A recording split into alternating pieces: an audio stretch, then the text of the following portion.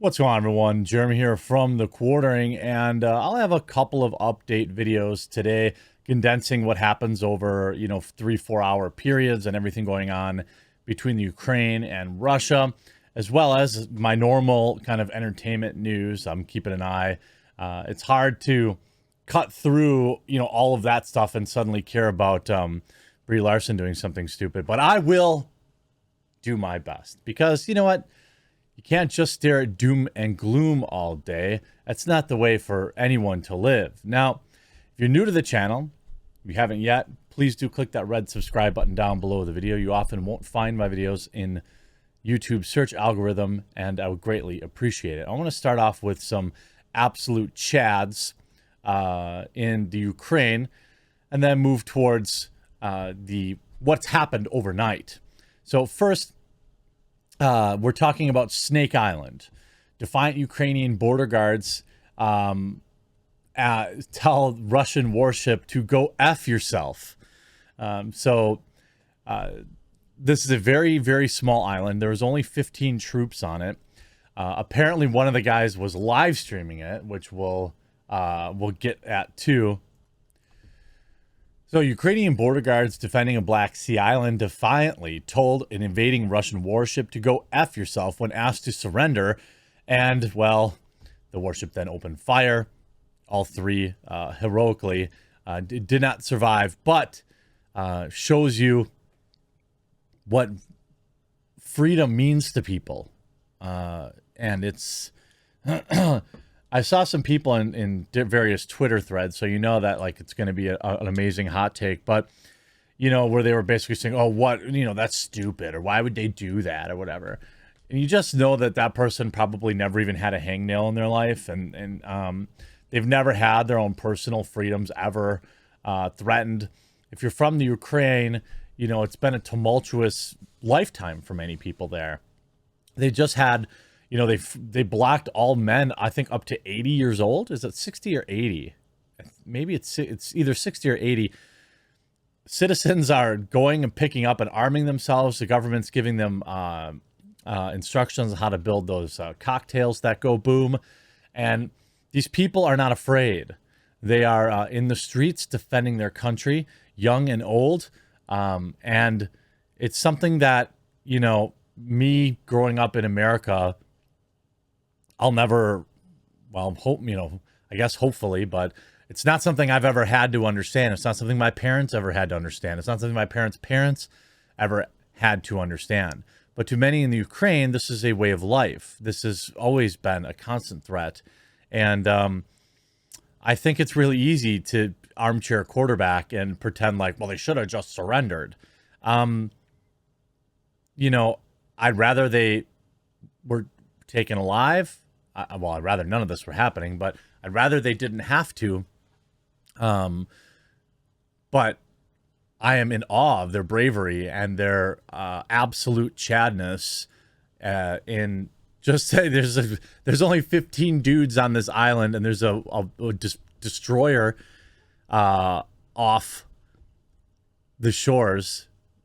You also say one Ukrainian soldier deployed on Snake Island live streamed the moment when the Russian ship opened fire. These men are, of course, heroes. And, all 13 of them didn't survive. They weren't going to survive, but they weren't going to surrender either. And that's just that's the kind of stuff that you just don't. I don't know. It's hard for me to fathom it because I've grown up so soft. Ukrainian soldier live streamed the Snake Island during the heroic stand against Russia. 13 soldiers on the island were wiped out after telling the warship to go F itself. One of them was live streaming at the time, capturing the sounds of the chaos and, of course, the opening salvo. Social media identified the soldier. All 13 did not survive, but did not surrender.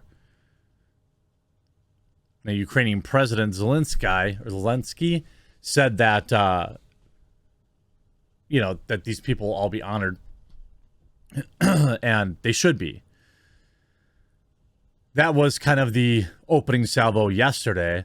Since then, we have a lot of activity going on. If we look at this live UA map, which is very helpful for understanding kind of what live conflicts are happening, you know, everything that's going on. As of just moments ago, we have some reports of hospital being targeted. Now, I know that this stuff kind of always comes out, you know, it's part of the propaganda, but I'm not saying it's untrue. I'm just saying that is a thing.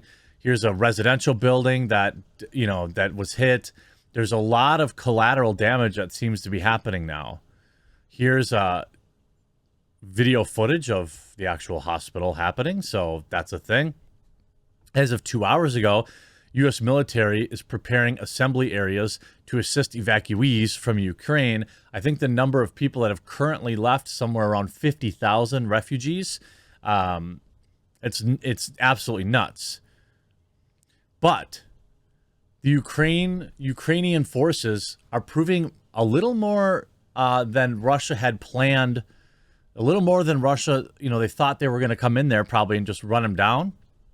But there have been several Ukrainian victories where they're pushing back Russian forces. And if you look in close at the map, this is actually really interesting. You can kind of see where everything's going. There's several fronts here. Obviously, you see like they came from the south and they have all these other types of things. There's helicopter activity in Melitopol. You can see here there's a group of Russian troops destroyed. I imagine that means that they are not around anymore. There's lots of spots here where there's fighting all around. Much of it now centering around the capital, where Russia, wants to, basically encircle it, engulf the capital, and I don't know, install their own government. But the Ukrainian military is fighting back. Some of the more inspiring stories, as you say, I'm ready to give it the ultimate sacrifice for my land. Ukrainian man who lives in Poland pledges to return to fight. And you just see the photos of everything. More than 50,000 Ukrainians have now fled, UN Refugee Agency says. These sanctions aren't really doing anything. Also, 58 minutes ago, Russia has about 1/3 of their combat power in Ukraine out of the total amassed for invasion on Ukraine borders right now. That does not mean they will not commit more, but that's kind of the snapshot of where they're at. I'm more interested in, Ukraine getting help. There are other countries that are coming to their aid.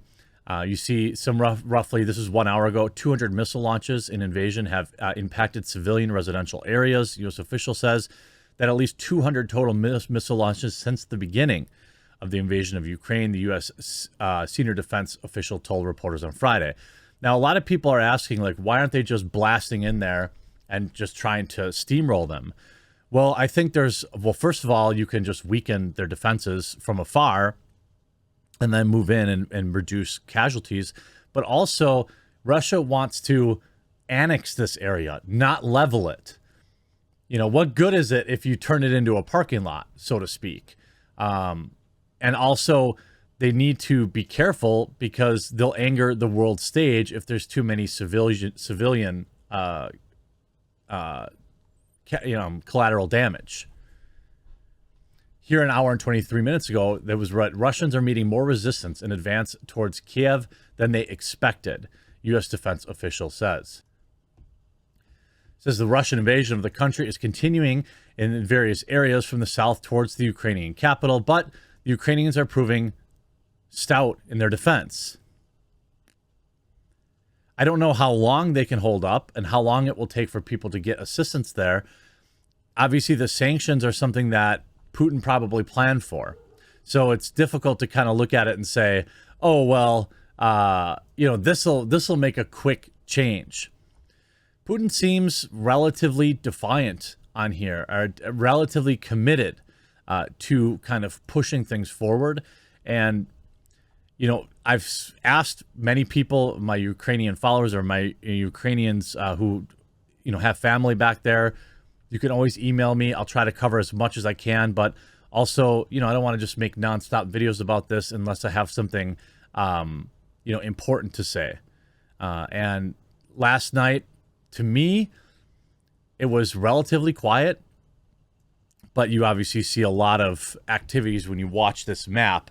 You know, my heart goes to the people of the Ukraine, their family members here in the United States and all around the world.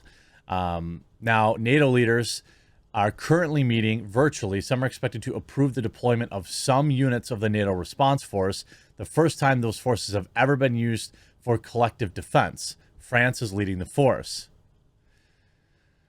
That's a good sign, but how long?